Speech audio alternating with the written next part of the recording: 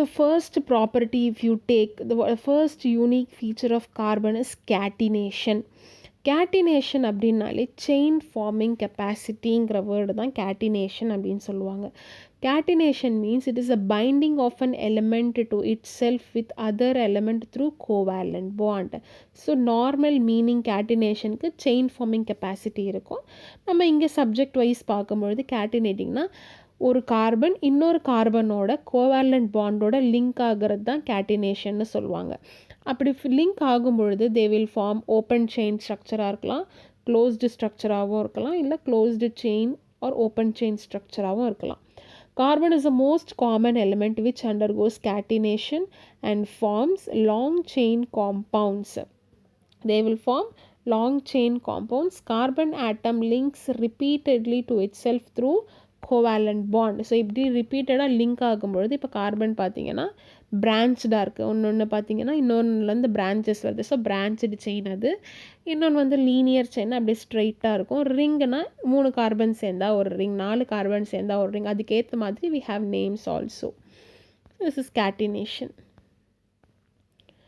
This property of carbon itself is the reasons for the presence of large number of organic compounds. இந்த ஒரு catenating property இருக்கிறதுனால கூட நமக்கு நிறைய organic compounds இருக்கிறதுக்கான reason இதுதான்.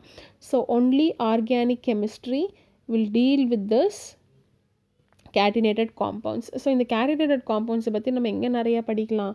Organic chemistryல டீட்டெயில்டாக படிக்கலாம்.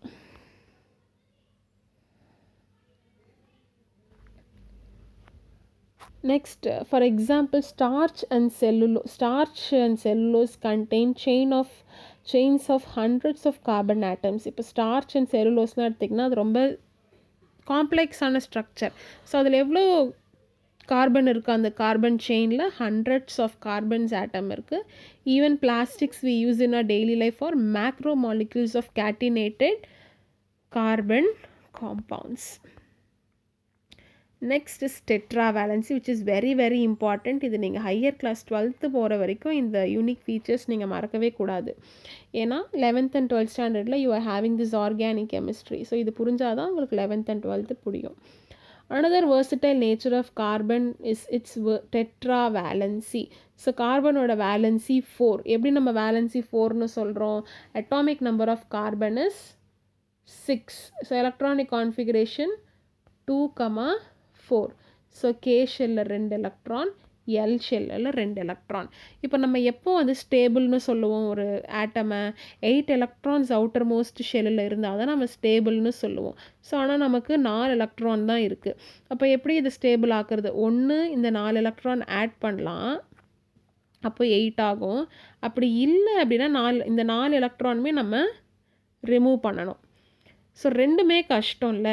ஸோ அது பண்ண முடியாது. ஸோ அதனால் என்ன பண்ணும் கார்பன்? இந்த 4 இருக்கிற வேலன்ஸ் ஷெல்லில் இருக்கிற 4 எலக்ட்ரான்ஸையும் மற்ற எலமெண்ட்ஸோட ஷேர் பண்ணும். ஓகே, ஸோ அதுதான் இந்த ஸ்டோரியில் கொடுத்துருக்குறாங்க.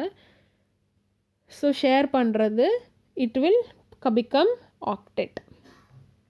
அப்போ ஷேர் பண்ணும்போது இப்போ இதுக்கிட்ட 4 வேலன்ஸ் எலக்ட்ரான் இருக்கா? ஸோ இங்கே ஹைட்ரஜன் கிட்ட ஒரு எலக்ட்ரான் இருக்குது. அப்போ 4 ஹைட்ரஜன் வரும்.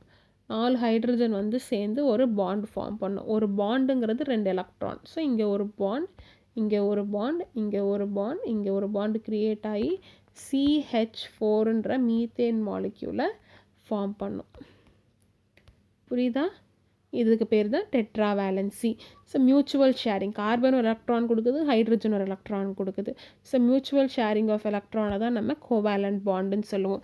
இப்போ தான் நம்ம பார்த்தோம் மீத்தேனுங்கிறது தான் CH4. இப்போ சொன்ன ஸ்ட்ரக்சர் தான் மீத்தேனோட ஸ்ட்ரக்சர்.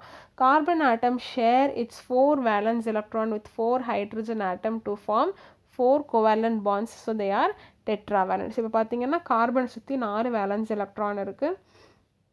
ஸோ 4 ஹைட்ரஜன் நம்ம ஆட் பண்ணுறோம். ஸோ 4 சைடுமே 4 ஹைட்ரஜன் ஆட் ஆகி we get this methane structure. Next is multiple bonds.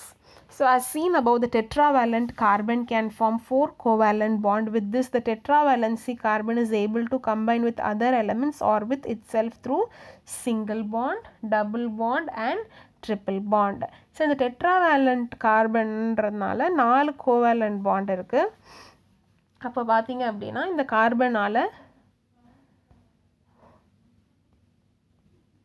இப்படி 2 கார்பனுக்கு நடுவில் இப்படியும் ஃபார்ம் பண்ணலாம், இல்லை 2 பாண்டு கூட இருக்கலாம், இல்லை இதுக்கும் இதுக்கும் ஒரு பாண்ட் கூட இருக்கலாம்.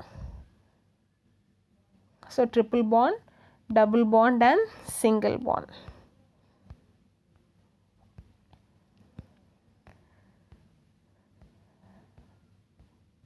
The nature of bonding in a compound is a primary factor which determines the physical and chemical characteristic of the compounds. The nature of bonding and the number of bonds வச்சு தான் அதோடைய physical characters எல்லாமே நம்மளால் determine பண்ண முடியும், and chemical properties also. So the ability of the carbon to form multiple bond is the main reason for the existence of various class of compounds. So இன்னொரு reason என்னது, various class of compounds இருக்கிறதுக்கு இன்னொரு reason, they have the capacity to form this multiple bonds. ஏன் multiple bonds? Because of the tetravalency. So one of the classes of compounds we call it as hydrocarbons. இந்த type of bonding பார்த்தீங்கன்னா single bond-ஆக இருக்கிறது எல்லாமே நம்ம என்னன்னு சொல்லுவோம்னா alkane, example is methane. double bond-க்கு இருக்கிறது alkene, example is ethene. triple bond இருக்கிறது alkyne, example is ethine. So when one or more hydrogen of hydrocarbon is replaced by other element like oxygen, nitrogen, sulfur. இப்போ பார்த்தீங்கன்னா இப்போ இங்கே இருக்கிற ஹைட்ரஜனை நான் வந்து சிஎல்லாம் மாற்றலாம். ஓகே, ஸோ நம்ம சேஞ்ச் பண்ணிக்கலாம். அப்போ நம்மளுக்கு வெரைட்டி ஆஃப் காம்பவுண்ட்ஸ் கிடைக்கும். Next is isomerism. Isomerism is another special feature of carbon compounds, especially found in catenated organic compounds. Let us consider the molecular formula of organic compound C2H6O. So இதை நம்ம எப்படி name பண்ணுவோம் அப்படின்னா we cannot, because the molecular formula of the organic compound represents the number of different atoms மட்டும் தான் சொல்லுமே தவிர இதை வச்சு நம்மளால் நேமிங்லாம் பண்ண முடியாது. we need to write the structure எழுதுனா மட்டுமே நம்மளால் அதுக்கு நேம் கொடுக்க முடியும். So without knowing the structure we cannot. So a given molecular formula may lead to the more arrangement of atoms. இந்த C2H6Oங்கிறத நம்ம வேறு விதமாக கூட நம்ம அரேஞ்ச் பண்ணலாம். அதுக்கு பேர் என்னென்னா ஒரே molecular formula but different structure. ஒரே மாலிகுலர் C2H6Oவே நான் 3 விதமாக அரேஞ்ச் பண்ணலாம். ஸோ அது மாதிரி ஒரே ஃபார்முலா தான் வேறு ஸ்ட்ரக்சர் கொடுக்குது. ஸோ இந்த ஃபினாமினா தான் நம்ம ஐசோமெரிசம்னு சொல்கிறோம். The phenomenon in which the same molecular formula may exhibit different structural arrangement is called as isomerism. So compounds that have the same molecular formula but different structural formula we call it as isomers. So Greekல isosனா ஈக்குவலாக இருக்கும், அதாவது molecular ஃபார்முலாவில் இருக்கிற கார்பன்லாம் எல்லாமே ஒன்றே தான் இருக்கும். meros means வேறு structure parts. The given formula C2H6O is having 2 kinds of arrangement. So A arrangement பார்த்தீங்க அப்படின்னா இந்த 2 கார்பனுக்கு நடுவில் ஒரு ஆக்சிஜன் வருது. ஆனால் இங்கே பார்த்தீங்கன்னா 2 கார்பனுக்கு அப்புறமா தான் ஆக்சிஜனே வருது. But if you count and see the number of carbon, oxygen and hydrogen, it will be same for both the structure. So this is what we call it as isomeric structure. Both the compounds have the same molecular formula but different kind of arrangement. In compound A, oxygen atom is attached to hydrogen and a carbon which is an alcohol, whereas in compound B,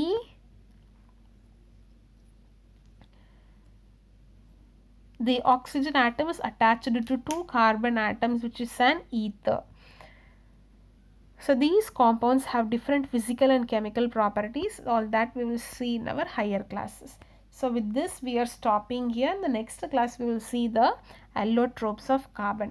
So today we have seen 4 unique features of carbon, that is isomerism, multiple bond, tetravalency and catenation.